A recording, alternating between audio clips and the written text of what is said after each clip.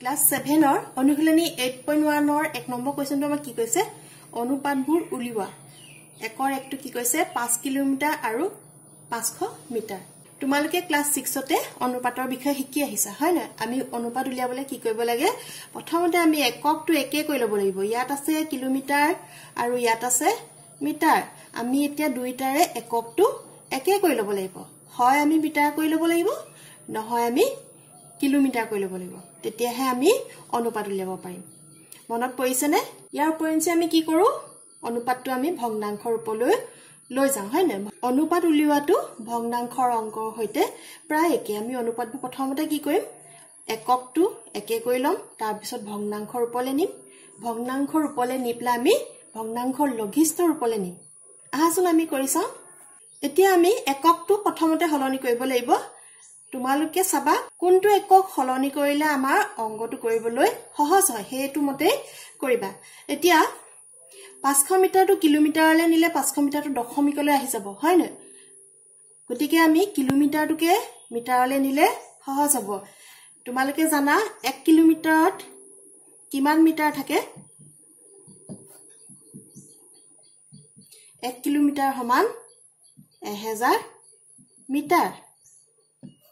এতেকে 5 কিলোমিটাৰত কিমান মিটাৰ থাকিব আমি 1000ক 5ৰে পূৰণ কৰি দিব লাগিব কিমান হ'ব 5000 মিটাৰ এতিয়া আমি অনুপাত উলিয়াব লাগে কাৰ 5 কিলোমিটাৰ আৰু 500 মিটাৰ 5 কিলোমিটাৰ মানে আমি কিমান পালো 5000 মিটাৰ ইয়াত লিখিব পৰা গতিকে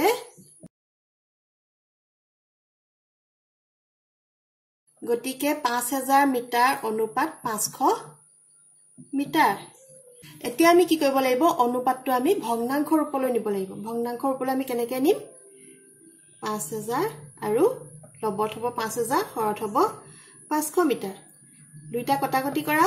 শূন্য শূন্য কটা গল 5 50ক কে গুণ যাব 10 গুণ যাব ইয়াত কিমান থাকিব 1 থাকিব অনুপাতত প্ৰকাশ কৰিলে কি হ'ব 10 অনুপাত 1 বুজি পালানে তেনে সহজ হয় না এটো হল তোমালোকৰ আনসাৰ একৰ 2টো কৰো আহা একৰ 2টো কি কৈছে 6 সপ্তাহ আৰু 21 দিনৰ অনুপাত উলিয়াব লাগে এতিয়া আমি আগৰটোত কৰা হৈতে একে প্ৰথমতে আমি এককটো একে কৈ ল'ব লাগিব আমি 6 সপ্তাহটো দিনলৈ লৈ গলে আমি অনুপাতটো উলিয়াবলৈ সহজ হ'ব হয় না আহাচোন কৰো এক সপ্তাহত কেইদিন থাকে তোমালোকে সকলোৱে জানা এসপ্তাহত 7 দিন থাকে এতেকে 6 সপ্তাহত কিমান দিন হ'ব আমি কি কৰিব লাগিব 7ৰ লগত 6টো পূৰণ কৰি দিব লাগিব সমান কিমান হ'ব 42 দিন আমি 6 সপ্তাহ মানে কিমান পালো 42 দিন এতিয়া আমি এই 42 দিন আৰু 21 দিনৰ অনুপাত লিয়াব লাগিব এতেকে 42 দিন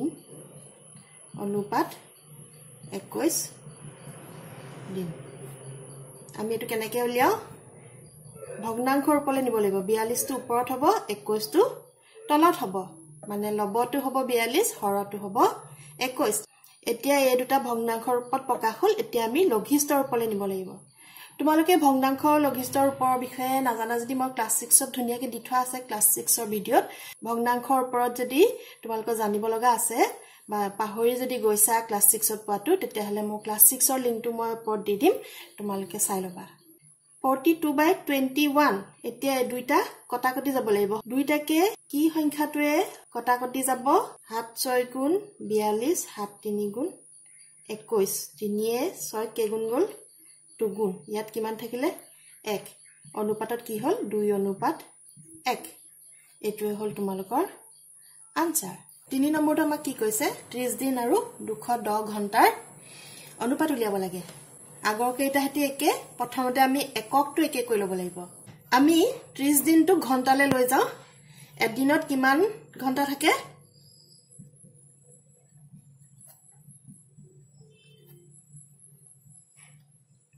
এদিনত থাকে 24 ঘণ্টা এটাকে 30 দিনত কিমান ঘণ্টা হ'ব কি কৰিব লাগিব আমি 24 লগত 30 টো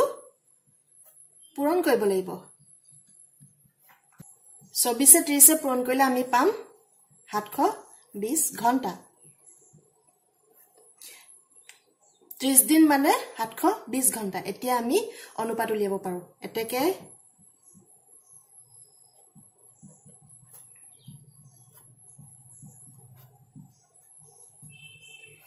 এতেকে 720 ঘণ্টা অনুপাত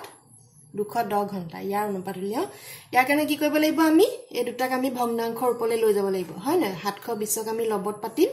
আৰু 210ক হৰত পাতিম এতিয়া ভগ্নাংশৰ হৈতে একে কটাকটি কৰিব লাগিব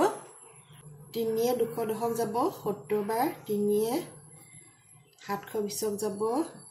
240 বাৰ আকৌ 2 এ কৰিলে 2 এ কিমান যাব 35 বাৰ ইয়াত যাব 120 বাৰ 5 এ কৰিলে ইয়াত যাব 24 বাৰ আৰু 5 এ ইয়াত কৰিলে হ'ব 7 বাৰ ইকুৱেল টু কিমান হ'ব 24:7 24 অনুপাত 7 এটো হল তোমালোকৰ আনসাৰ 4 নম্বৰটো কৈছে 12 মিটাৰ আৰু 100 সেন্টিমিটাৰৰ অনুপাত উলিয়াব লাগে আমি প্ৰথমতে এককটো একে কৰি লওঁ আহাচোন সমাধান কৰো তোমালোকে জিটো এককলে নিবলে মিটাৰলে নিবলে বা সেন্টিমিটাৰলে নিবলে জিটো এককলে নিবলে সহজ পাবা হেতু এককলৈকে লৈ যাবা এতিয়া আমি 12 মিটাৰটো সেন্টিমিটাৰলে লৈ যাও হা যেটো সেন্টিমিটাৰটো মিটাৰলে আনিলে কি হ'ব দশমিকত হ'ব হয় না গতিকে আমি 12 মিটাৰটো সেন্টিমিটাৰলে নিয়াটো বেছি সহজ হ'ব কিমান সেন্টিমিটাৰ 1 মিটাৰ 1 মিটাৰত কিমান সেন্টিমিটাৰ থাকে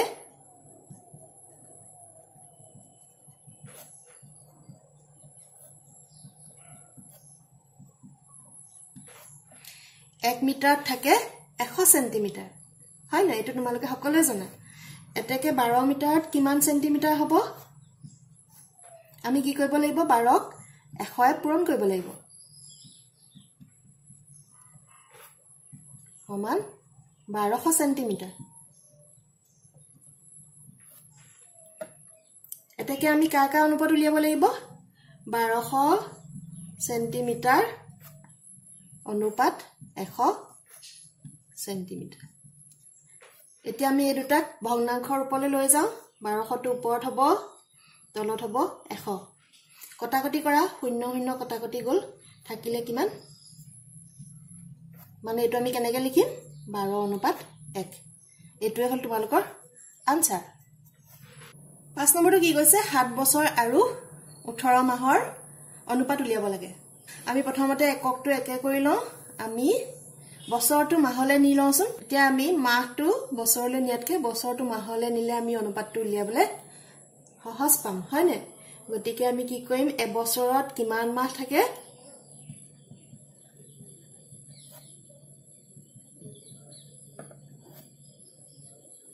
এবছৰত থাকে 12 মাহ এতেকে 7 বছৰত কিমান মাহ হ'ব আমি কি কৰিব লাগিব 12ক হাতেৰে পূৰণ কৰিব লাগিব সমান কিমান হ'ব 84 মাহ এতিয়া আমি কাৰ অনুপাত উলিয়াব লাগিব 7 বছৰ মানে আমি কি পালো 84 মাহ আৰু 18 মাহৰ অনুপাত উলিয়াব লাগিব এতেকে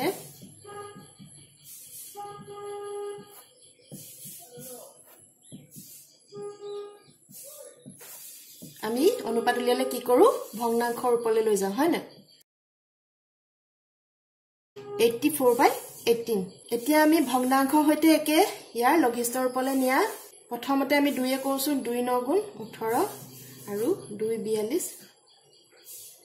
84 এতিয়া আমি আকৌ 3 এ কৰা 3 14 42 আৰু 3 গুণ 9 আৰু কটাকটি নাযায় আমাৰ হয় না 14ক 3 এ হৰণ কৰিব নোৱাৰো বা একেটা সংখ্যাই আমাৰ হৰণ নাযায় একৰ বাহিৰে গতিকে অনুপাতটো কিমান হ'ব 14:3 ইংলিছত কলে কি কয় অনুপাতটো 14:3 এটোৱে হল তোমালোকৰ আনসাৰ পৰৱৰ্তী ভিডিঅত আমি ইয়াৰ পিছৰ অংক কেইটা কৰিম